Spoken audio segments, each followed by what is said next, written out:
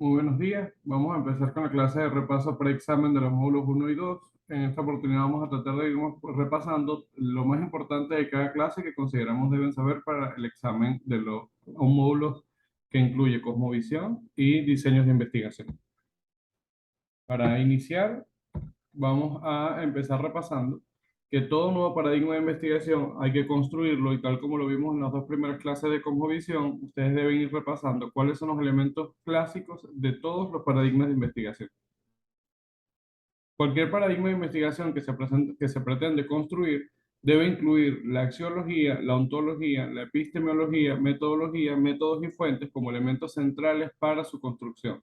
Sabemos que lo que valoramos es lo que llamamos axiología, lo que sabemos es la ontología. ¿Cómo adquirimos este conocimiento? Lo denominamos epistemología. ¿Y cómo podemos adquirir ese nuevo conocimiento? O sea, ¿cuál es la metodología por la que se enseña o se construye? Y posteriormente, los métodos que utilizamos son las herramientas que vamos a establecer para lograr los objetivos del estudio. Y finalmente, las fuentes son de dónde podemos adquirir este conocimiento y cómo podemos generar. Pero lo más importante de todo ello es que estos sistemas de creencias o estos elementos conformacionales de todos los paradigmas de investigación van a estar relacionados con cada uno de los segmentos de los proyectos de investigación. Es importantísimo recordar que la axiología y las fuentes son los únicos relacionados con los sistemas de creencias, o sea, son los que generan conocimiento.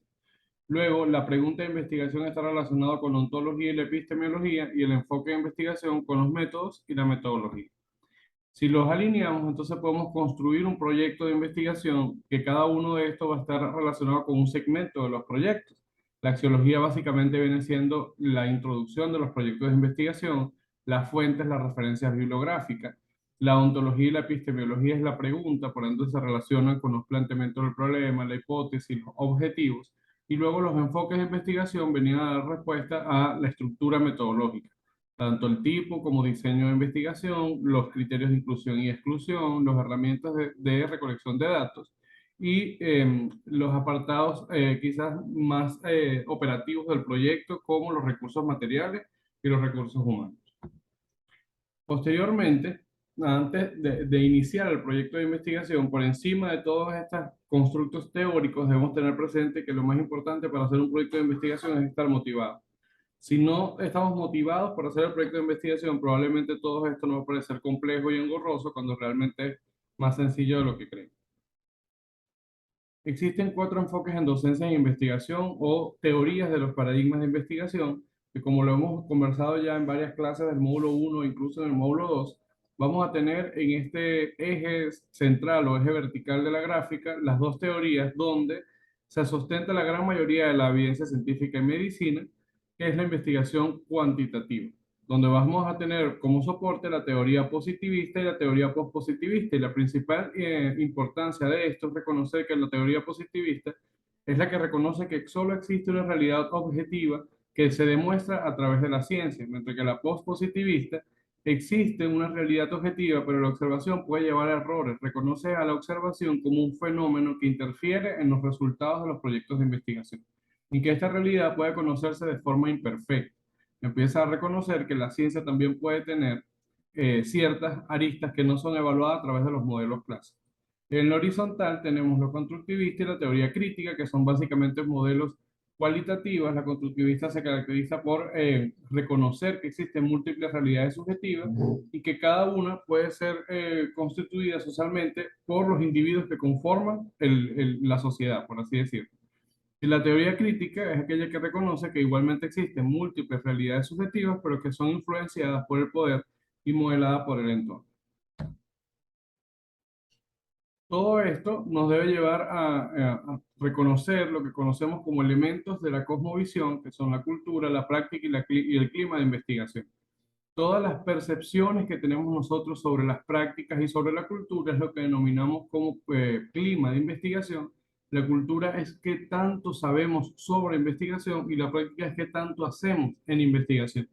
Y para esto debemos estar incluidos dentro del sistema básico de investigación, que son las instituciones, los investigadores y los sujetos del hacer, que pueden ser todos aquellos que acompañan al investigador en el proceso, el bioestadístico, los pacientes, los redactores, en los casos en los que las instituciones lo tienen.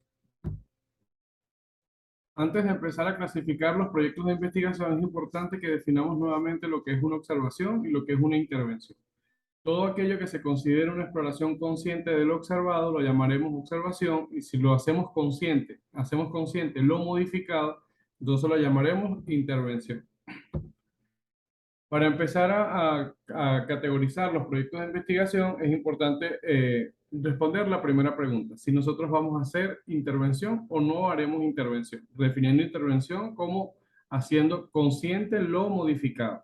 Si nosotros no vamos a modificar nada de las variables de estudio, o sea, no le estamos dando un tratamiento a un grupo y a otro grupo lo estamos dejando sin tratamiento, entonces eso lo llamaremos observacional. Si no estamos haciendo intervención, lo llamaremos observacional. Dentro de este grupo, vamos a ver si tenemos grupos de comparación o no. Si no tenemos grupos de comparación, entonces vamos a incluir allí a los estudios descriptivos, que solo incluyen a los casos clínicos, las series de casos, los estudios ecológicos. Mientras que los analíticos lo vamos a subclasificar en función al tipo de muestreo. Si lo hacemos por exposición, lo llamaremos estudios de cohorte, y si lo hacemos por enfermedad, lo llamaremos entonces estudios de casos control. Pero si utilizamos herramientas intermedias, vamos a tener estudios híbridos, donde vamos a tener los cruzados, anidados y secuenciales.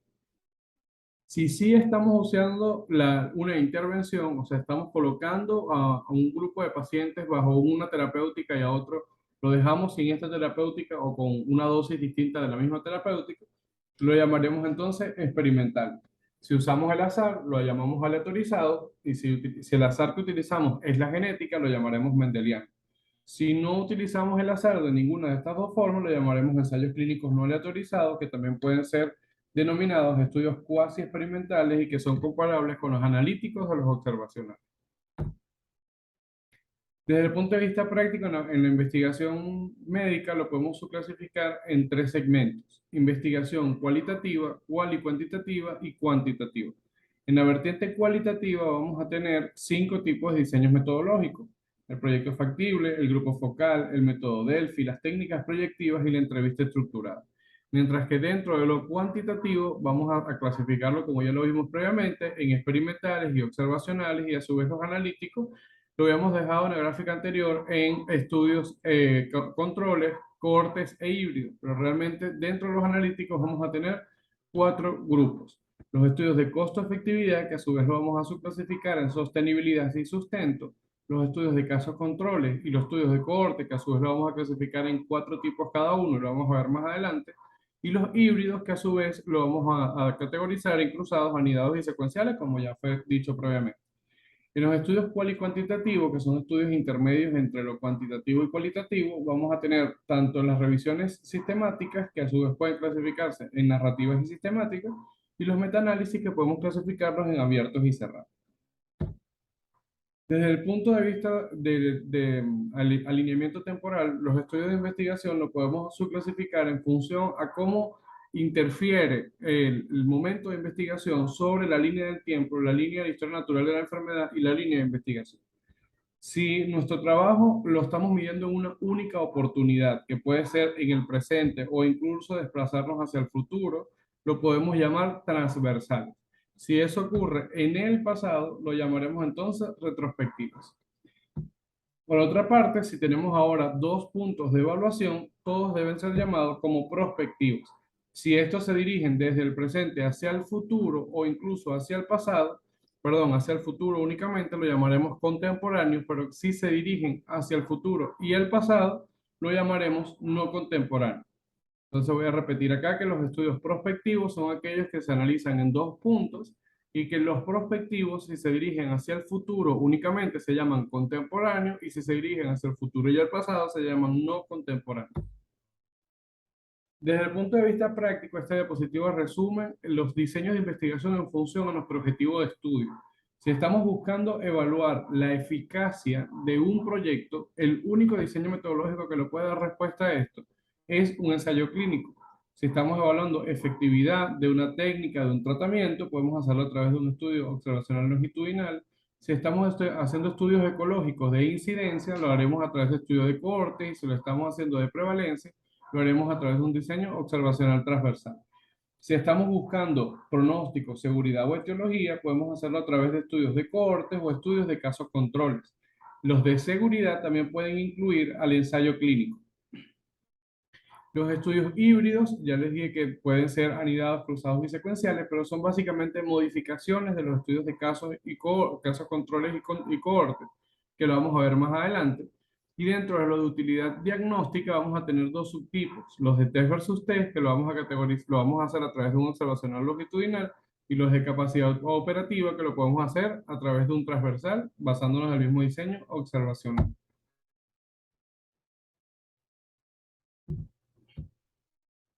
Cuando hablamos acerca de los estudios de cohorte, es importante subclasificarlos en función a los tipos. Ya les dije previamente que tanto los estudios de cohorte como los estudios de casos controles se van a subcategorizar en función a los tipos. El tipo uno de los estudios de cohorte se llama investigación de pronóstico fundamental porque desde el punto de vista práctico lo podemos reconocer como ecológico o de riesgo poblacional.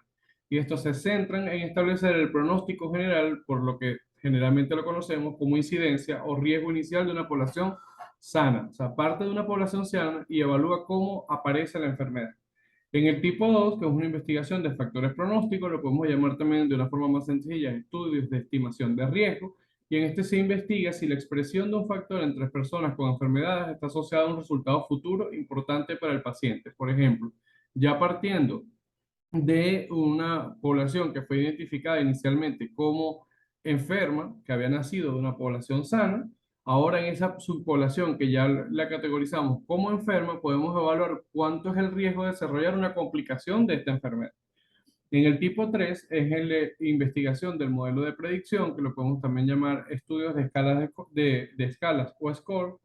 Busca establecer un modelo de predicción de múltiples factores de riesgo pronóstico a partir del cual se pueden calcular riesgos de un criterio de valoración específico para pacientes individuales.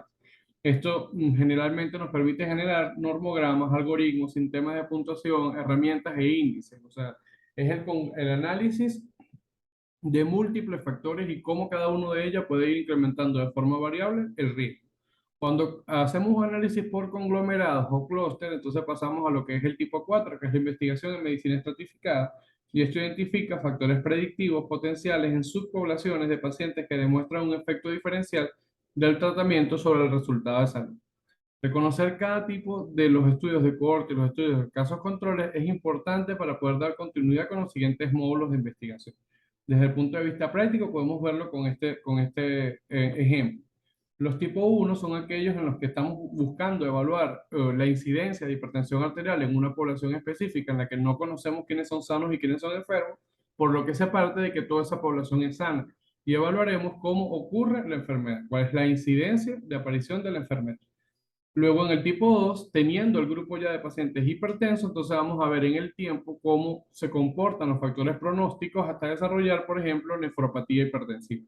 Si ahora estamos buscando no solo la hipertensión, sino otras variables de estudios que pueden correlacionarse con la aparición de nefropatía a largo plazo en pacientes con hipertensión, como la diabetes, la dislipidemia y la obesidad, entonces lo llamaremos tipo 3. Y si hacemos correlación, no solamente estimación de pronóstico, sino correlación entre las diferentes variables que nos permitió establecer el pronóstico, lo llamaremos tipo 4 o clúster. Los estudios de casos controles son quizás un diseño que para casi todos debemos estar un poco más familiarizados porque lo hacemos, lo revisamos con mayor frecuencia en nuestra práctica clínica, pero bueno, básicamente nace de que tenemos una población de estudio considerada expuesta, que pueden estar enfermos o no, y controles que van a ser considerados, deben ser comparables con los casos, pero, y en ese sentido deben tener la misma probabilidad de haber estado expuestos a factores de riesgo sin estar conscientes de que ya haya desarrollado la exposición o la enfermedad que estamos evaluando. Dentro de los casos vamos a tener casos incidentes y casos prevalentes. Los casos prevalentes son todos los pacientes que ya sabíamos que tenían determinada condición al momento de iniciar el estudio, y los incidentes son aquellos que aparecen durante la realización del estudio, que se diagnostican durante el estudio. Y luego tenemos los históricos, que pueden ser incluidos tanto para los casos como para los controles, y es aquellos cuando utilizamos una población que está ubicada en el presente, y si utilizamos una población que está ubicada en el pasado, esa población ubicada en el pasado lo llamaremos histórico. Dentro de los estudios de casos controles, a su vez lo vamos a subclasificar en cuatro tipos. El tipo uno, que lo denominamos clásico, donde vamos a tener una población accesible y vamos a luego a registrar dos subgrupos, uno de casos, que son los que tienen exposición de estudios, y unos controles que son comparables con esto, pero no tienen exposición de estudios. Hacemos el seguimiento y se evalúa el desenlace final. El tipo 2 que es el emparejado, que nace igualmente de una población accesible, pero luego de esta población accesible vamos a emparejar en un caso, un paciente que tenga características muy similares dentro de los casos y uno muy parecido a ese caso dentro de los controles. O sea, la principal diferencia entre el clásico y el emparejado es que en el clásico yo no estoy haciendo un emparejamiento, o sea, no estoy colocando un paciente que se parezca a otro dentro de cada grupo de estudio. Cuando yo trato de ubicar pacientes que tengan características muy similares uno a otro, entonces eso lo llamaré emparejado. Dentro del tipo 2, que es el anidado, vamos a partir de una población accesible. Luego hacemos un estudio de cohorte, o sea, un seguimiento inicial, que generalmente es pronóstico en el tiempo, y posteriormente, cuando ya tenemos la incidencia de esa exposición que estamos evaluando, lo categorizamos en casos y en control. El anidado nace de un estudio de cohorte y luego se convierte en un caso control.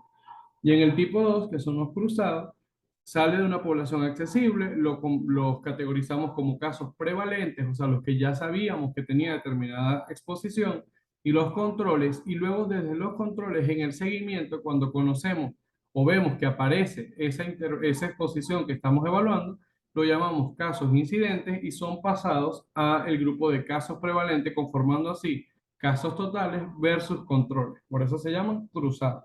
Y todo eso depende de la homogeneidad de la muestra y de la simultaneidad en la que estemos explorando cada una de las intervenciones. Cuando empezamos a hablar acerca de investigación cualitativa, tenemos que tener conciencia de que existe dentro de la investigación cualitativa técnicas tanto cuantitativas como cualitativas de exploración.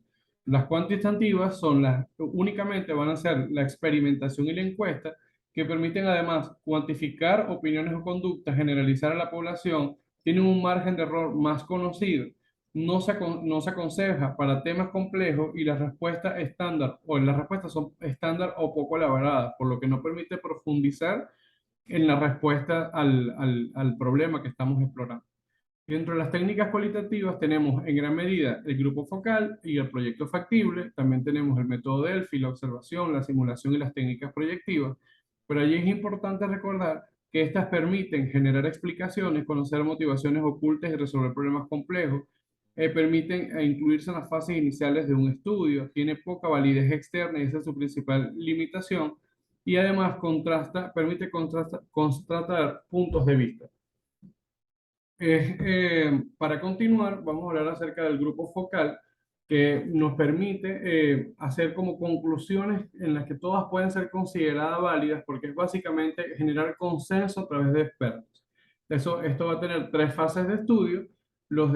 Antes de iniciar el grupo focal, debemos determinar quiénes van a ser los participantes, qué contenidos van a desarrollar y cómo van a irse generando este análisis a través de una guía de tópicos. O sea, se debe generar un guión donde vamos a tener a todos unos paneles de expertos en el grupo focal y vamos a tener un moderador que tiene un guión con todas las preguntas diseñadas de cómo se debe ir generando la discusión. Durante el grupo focal, este moderador va a ser el más importante porque debe dinamizar y extraer información desde cada uno de los expertos y de esta forma se deben ir registrando los diferentes puntos de vista y las diferentes conclusiones finales. Luego de haber hecho las dos fases previas descritas, vamos a pasar a la transcripción, categorización, triangulación, análisis y síntesis que van a permitir diseñar el proyecto final o redactar el proyecto final. Luego tenemos el proyecto factible, donde vamos a tener que clásicamente cuatro fases de estudio. Este tipo de proyectos permite identificar el punto de persistencia retiniana que conversamos cuando tuvimos en el taller de creatividad en investigación. Aquí permito recordárselo. Recuerden que la persistencia retiniana es esa percepción de que las cosas se están moviendo cuando realmente no lo es una alteración de la observación en ese momento. Por ende, los proyectos factibles nos permiten identificar fenómenos que no podemos medir a través de los números clásicos o de generar propuestas de soluciones a problemas que no pueden ser resueltos, perdón, con puntos de observación independientes. En la fase uno, que es la fase diagnóstica, tenemos entonces las técnicas proyectivas, la encuesta y la entrevista. La fase 2 es la del diseño, donde vamos a generar una propuesta. La fase 3 de elaboración, donde permite ejecutar una propuesta. Y la fase 4, donde se busca evaluar, generar un análisis de factibilidad y permite incluir métodos cuantitativos. Veamos que en el proyecto factible tenemos por un lado las primeras tres fases, un abordaje cualitativo en su mayor medida, y la última fase permite generar métodos cuantitativos dentro de la investigación cualitativa. Para empezar a hablar acerca de extracción de muestras o muestreo y a su vez de significancia, relevancia estadística, relevancia clínica, que son los aspectos finales a evaluar en el módulo 2 de investigación, tenemos que recordar que de una población diana se pueden extraer infinidades de muestras a través de métodos probabilísticos y no probabilísticos. Tenemos algunos conceptos básicos sobre el muestreo, y es que todo nace de una población diana y nosotros podemos hacer múltiples muestras de esa población diana.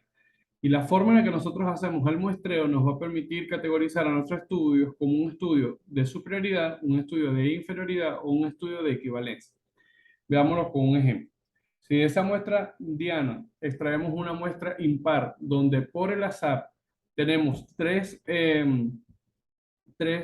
individuos denominados en la gráfica como azules y dos rojos, solo por el muestreo que nosotros decidimos al incluir un número impar, ya vamos a tener una mayor prevalencia de individuos azules versus los rojos, lo que por ende nuestro muestreo va a determinar que estamos buscando demostrar superioridad cuando realmente pueda que no lo haga. De hecho, si vemos la población diana, vemos que existen el mismo número de individuos azules y el mismo número de individuos rojos. Entonces, si tenemos una población par, no tenemos por qué hacer un muestreo impar, porque esto nos puede demostrar superioridad del hecho cuando no ocurre de esta manera, sino que es solamente un error del muestreo. En la muestra 2, que es para hablar sobre inferioridad, veamos que ahora estamos incluyendo una muestra par, 6 individuos, pero por el azar si nos damos cuenta que hay 4 pacientes rojos y 2 pacientes azules. No hubo un error en el muestreo porque nosotros estamos haciendo un muestreo par de una población conocida heterogénea, que no sabemos cuán homogénea puede ser, pero el azar nos llevó a reconocer que hay más probabilidades de ser rojo que ser azul. Y en en el último ejemplo, que es el de equivalente, igual tenemos un estudio donde hicimos el muestreo en números pares y el azar nos incluyó 3 azules y 3 rojos y nos demuestra que tanto la intervención como el placebo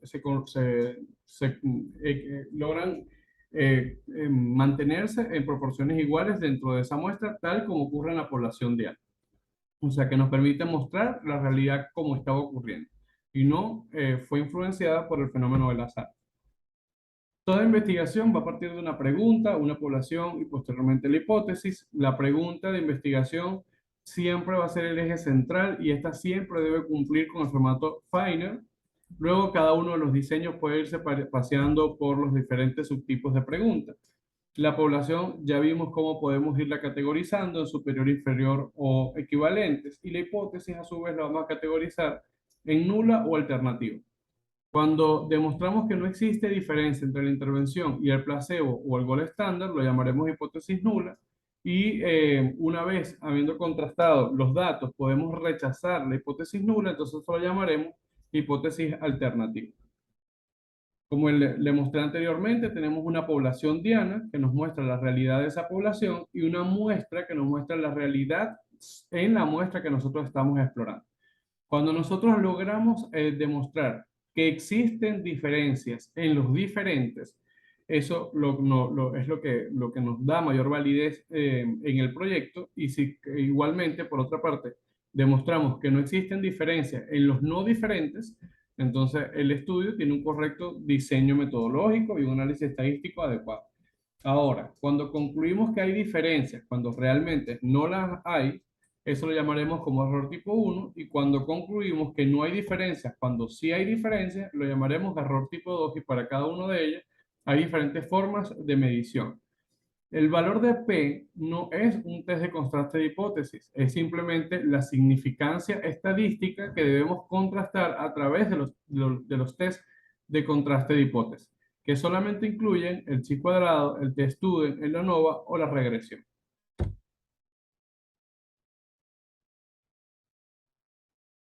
Clásicamente se ha descrito que la P, si la P es menor que el riesgo alfa, entonces se va a rechazar la hipótesis nula, por lo que la probabilidad de cometer el error tipo uno se denomina riesgo alfa, y por consenso esto se establece menor al 5%, y de allí nace el valor de significancia estadística estándar de P menor a 0,05. Veámoslo con este ejemplo. Cuando analizamos el error tipo 2, básicamente no el error tipo uno, porque el error tipo uno es el error alfa, ya lo dijimos que lo categorizamos como menor al 5%, que equivale al valor de P menor a 0,05. El error tipo B lo debemos calcular a través del riesgo beta, y posteriormente podemos evaluar la probabilidad de que ocurra a través del poder estadístico. El riesgo beta es la probabilidad de cometer el error tipo 2, y por consenso se estima en el 20%. Y el poder estadístico es la capacidad del estudio de detectar diferencias cuando de verdad las hay, y eso se logra restando la unidad menos el riesgo beta. Desde el punto de vista práctico, esta tabla creo que es importante que lo recuerden. El riesgo alfa generalmente se establece menor al 5%, el riesgo beta generalmente del 20%. La variabilidad en la respuesta va a depender del tamaño de la muestra. A una mayor muestra, mayor variabilidad de respuesta. A mayor sea la muestra, va a haber menos diferencias, menos probabilidad de demostrar diferencias cuando no las hay. Ahora, todo esto va a llevar a poder determinar cuál es la verdadera probabilidad de que la diferencia encontrada en la muestra se deba a un error muestral, que esto es lo que nos define P. P se define como la probabilidad de que la diferencia encontrada en la muestra se deba a un error muestral. Y esto debe ser establecida a priori, o sea, debe haber estado establecida previamente cuál es el valor de P que vamos a buscar para rechazar nuestra hipótesis nula. Y esto, si se cumplieron con todos estos pasos, entonces el cálculo de la P realmente nos explicará la significancia estadística de nuestro estudio. Ahora, por un lado tenemos la significancia estadística, que va a ser definida como una P menor a 0,05, mientras que la relevancia clínica es toda aquella pequeña diferencia, por más pequeña que sea, entre dos tratamientos que se consideran clínicamente relevantes para cambiar un tratamiento por otro. Ahora, la P, a diferencia de la relevancia clínica, la P puede ser influenciada en mayor o menor medida por el tamaño de la muestra y por las diferencias de la muestra. Si una P se ubica menor a 0,02, nos anula el efecto que puede ejercer el tamaño de la muestra y la diferencia.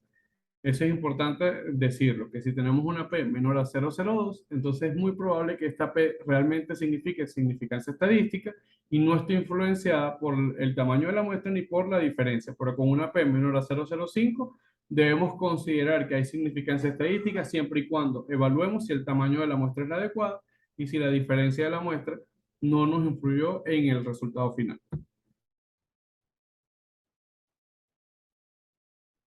Para conocer las alternativas de P, que es realmente como el fenómeno más importante dentro de la investigación clínica actual, no siempre la significancia estadística nos va a dar respuesta a los problemas médicos. Conocer las alternativas de P es quizás más importante, y esto lo que vamos a ir viendo en el módulo 3, así que con esto quizás no se detengan mucho más allá de entender su función, porque cómo lo vamos a calcular y cuál es su verdadero rol lo van a conocer en el módulo 3. Pero las alternativas más importantes de P en investigación clínica es la medida del efecto, que ellos miden el impacto en la clínica y que van a estar representados por el riesgo relativo y la razón de momios o RACs. Mientras que el intervalo de confianza permite valorar la precisión diagnóstica de las estimaciones poblacionales, lo que nos permite contrastar la hipótesis nula y demostrar la relevancia clínica de un estudio.